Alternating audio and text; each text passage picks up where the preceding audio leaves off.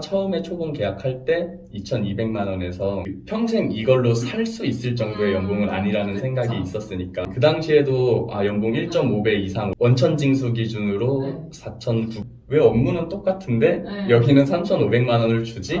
그냥 자연스럽게 네. 그럼 소개 한번 해주세요. 저는 나이 33살 일반 중소기업 회사에서 연구원을 하고 있는 닉네임으로 근님이라고 합니다. 근님 일단은 첫 취업 언제 하신 거죠? 첫 취업을 2013년 그때 나이가 25살. 25이면 이제 군대 갔다 와서 완전 칼 졸업? 예, 그랬을 거예요. 그 여름 방학 때부터 했을 거예요. 예. 그럼 그때 당시에 간단한 스펙? 저는 그러니까 이제 솔직하게 말씀을 드리면 스펙이랄 거는 거의 하나도 없고 성적 하나 믿고 그냥 산업기사 뭐 누구나 딸 수 있는 거 몇 개 있고 토익 점수도 600점을 턱걸이로 넘으면서 졸업했었던 것 같아요. 일단은 제 첫 회사는 그 담당 교수님이 연구하는 회사였고요. 그분이 항상 하신 말씀이 대기업 가지 마라.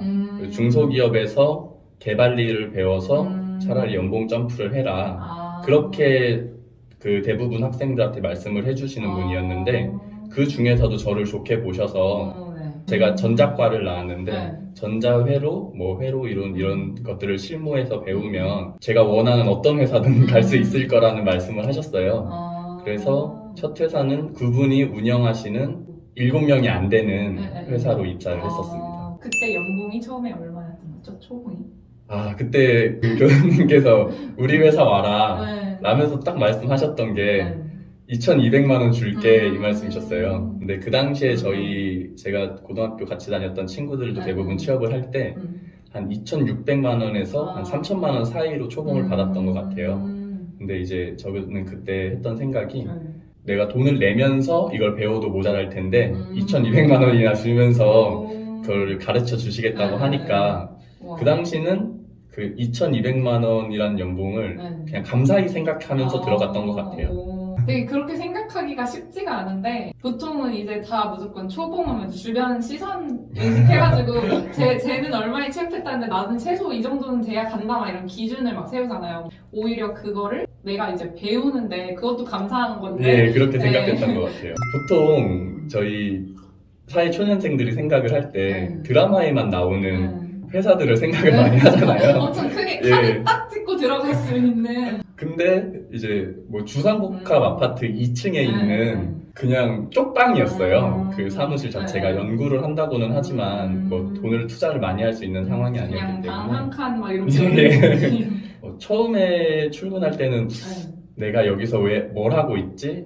이런 생각은 조금 했었던 것 같아요. 사실 자기 할 일이 다들 정해져 있으시고 바빠요. 제가 알아서 챙겨 먹지 않으면은 이거는 내가 안 그래도 작은 회사를 왔는데 더 시간만 낭비를 하겠다라는 생각을. 그러면 어떻게 자기 개발을 하신 거예요? 일단은 회사를 가니까 부장님이 계셨었는데 일을 도와드리고 싶은데 제가 일을 도와드리는 게 아니라 시간을 더 지체하게 만든다는 생각이 좀 들었어요. 오히려 알려주느라? 알려주고 제가 하면 느리고. 예.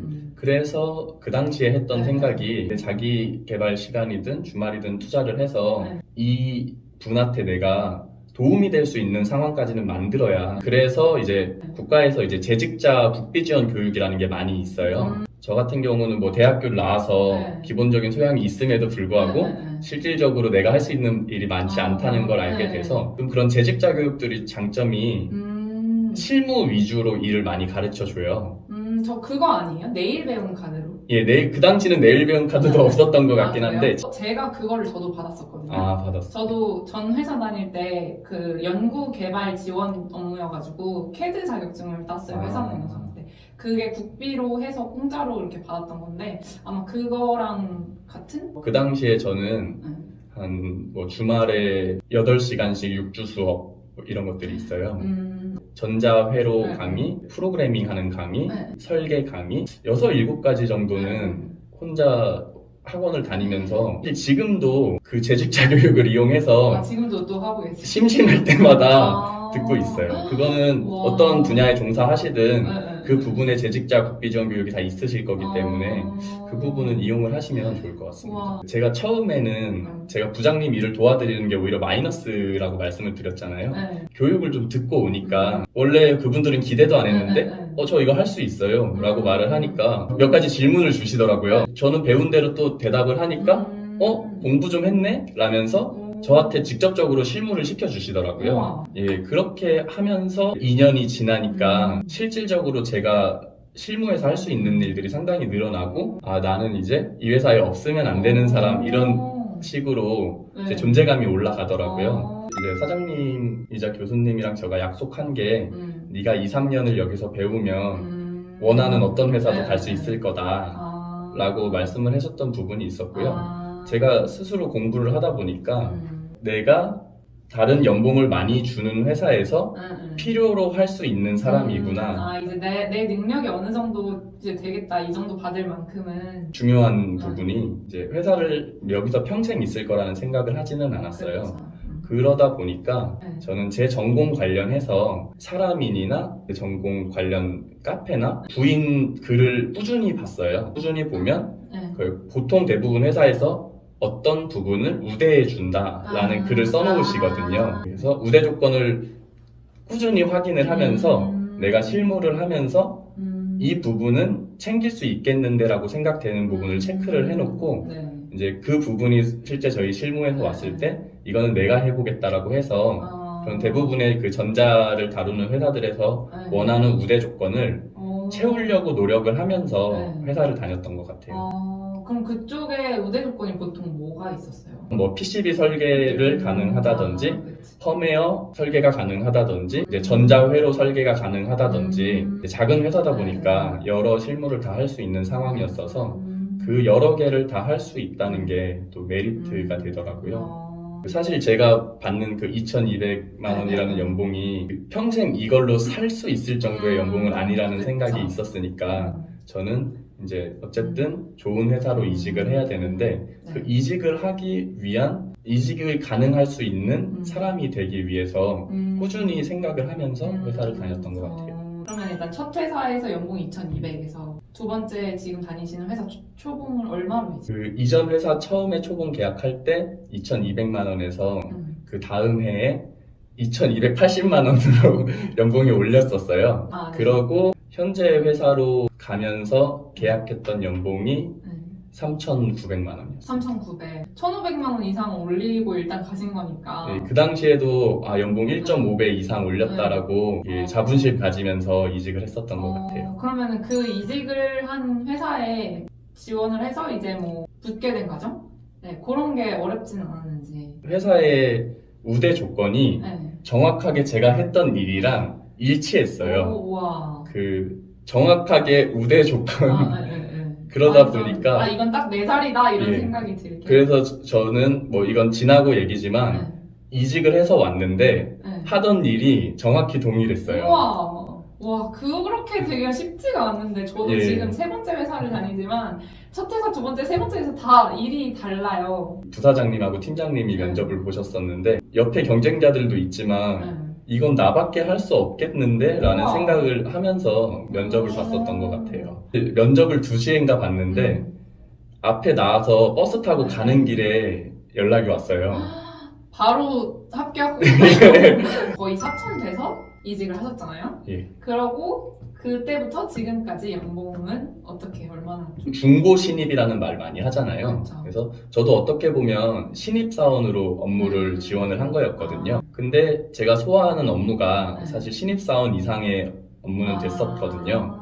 그래서 1년을 다니고 바로 주임으로 진급을 했었어요. 그래서 주임으로 진급하면 원래 임금 상승률에 한 200~300만 원 정도 더 오르는데 또 1년이 지나면서 회사가 좀 장사가 잘 돼서 다 같이 연봉이 한 3에서 500만 원 정도 우와. 올랐었어요. 지금의 연봉은 그때 이후로 조금 더 올랐지만 그 당시 처음에 이직을 하고 한 2, 3년 동안 연봉이 많이 올랐었던 것 같아요. 정확하게는 첫 취직을 하고 4년 이후에 원천 징수 기준으로 네. 4,900만 원대를 받았었던 것 같아요. 그럼 지금은 그때 이후로 이제 또 시간이 지났으니까. 사실 그 이후로는 네. 예 그냥 물가 상승률 정도만 올랐었던 것 같아요. 지금 연차 어제 좀 되시니까 5,500 이상은 되시. 인원은 한 80명 정도 다니는 회사고요. 그 자동차 부품을 제조하는 네. 업체의 하청 업체예요. 근데 이제 사장님이 직원들한테 월급을 많이 주고 싶어 하시는 마인드가 일단 강해서 저는 이 회사를 상당히 만족하면서 워라벨은 잘 가지면서 회사는 다니고 있습니다. 저는 지금도 제 친구들이나 지인들한테 늘 하는 말이 그 근로소득자들의 연봉은 제 능력이 주는 게 아니라 회사가 주는 거라고 생각을 해요. 그 뜻은 뭐냐면 제가 아무리 능력이 뛰어나도 부가가치를 많이 만들 수 없는 회사에 다니면 월급을 많이 줄 수가 없고 그 제가 뭐 능력이 조금 부족해도 그 월급을 많이 줄 수 있는 구조에 있는 회사에 들어가면 연봉을 많이 줄 수 있다고 생각을 해요. 뭐 쉽게 말해서 구멍가게에서 내 노동력으로 아이스크림을 팔면 300원밖에 안 나오지만 삼성전자에서 핸드폰을 팔면 몇백만 원이 나오거든요. 그런 식으로 부가가치가 많이 만들어질 수 있는 회사에 종사를 하면 월급을 많이 받을 수 있다고 생각을 하거든요. 내 연봉이 적다고 나는 이렇게 부족한 사람이야 라고 생각하기보다 이 회사는 안 좋은 회사야. 그럼 좋은 회사로 가려면 어떻게 해야 되지? 생각을 해서 그 좋은 회사들은 어떤 인원을 필요로 하는지를 공부를 해서 그거에 타겟을 맞춰서 준비를 해서 이직을 하면 연봉이 올라갈 수 있다고 생각을 해요. 제가 이직할 당시 사람인이나 이제 제 전공 관련된 카페를 많이 봤다고 말씀을 드렸는데 구인 게시판을 보면 업무는 똑같은데 어디는 2,000에서 2,500만 원 준다고 써 있고요. 또 어떤 데는 3,000에서 3,500만 원 준다고 써 있어요. 왜 업무는 똑같은데 여기는 3,500만 원을 주지? 잘 찾아보시면 중소 중견 업체에서도 연봉을 많이 주고 워라밸도 좋은 회사들이 많을 거라고 생각을 해요. 연봉이 5천만 원이라는 돈이 누군가한테는 많고 누군가한테는 적은 돈일 수도 있어요. 근데 저는 이 돈을 상당히 만족하면서 받고 다니고 있고 내가 다니는 회사에 만족을 한다는 건 삶의 질이 상당히 올라가는 일이라고 생각을 해요. 그래서 저는 그 이전 회사를 다닐 때랑은 다르게 그 회사를 이직해야 되겠다는 강박관념도 없고 뭔가 내 업무 기술을 엄청나게 끌어올려야 되겠다는 강박관념도 없거든요. 그러다 보니까 이제 저는 제 시간을 좀 더 제가 원하는 데 사용을 할 수 있었고 그렇게 하면서 지금은 재테크도 공부를 하고 회사도 열심히 다니고 인생이 이제 제가 원하는 방향으로 흘러가고 있다는 생각이 들거든요. 사실 저희가 회사에서 8시간 이상을 있고 인생의 대부분을 쓰고 있는 회사에서 주는 월급이 만족스럽지 않으면 여러 가지 영역에 있어서 불만족스러울 수밖에 없다고 생각을 해요. 그래서 그 돈이 꼭 5천만 원이다, 3천만 원이다, 많다, 적다가 아니라 내가 원하는 수준의 연봉을 받는 건 삶의 질에서 상당히 중요한 부분일 수 있다고 생각합니다. 이렇게 해서 회사 얘기를 했으니까 돈을 얼마나 모으셨는지에 대한 내용으로 다시